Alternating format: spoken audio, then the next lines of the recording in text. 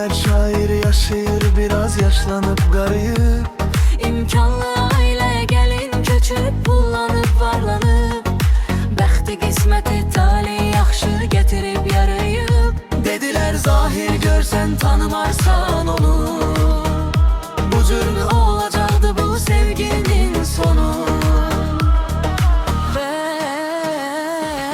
Bəs mənim üçün gecədin ağ donu. sen deme yalan imiş eşki məhəbbət.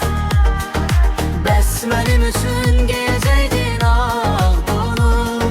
Sen deme yalan imiş eşki məhəbbət.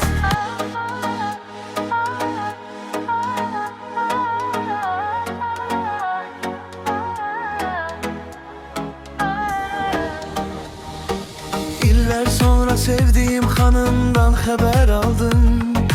Dediler şair yaşayır biraz yaşlanıp qarıyıb. İmkanlı ailəyə gəlin köçüb pullanıb varlanıb.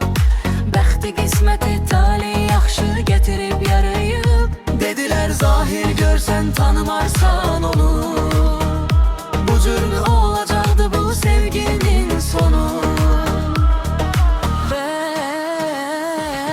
Bəs mənim üçün gecədin ağ donu.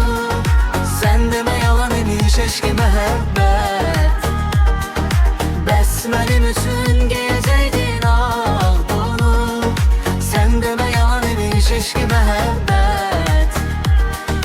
Sən demə yalan imiş eşqi məhəbbət.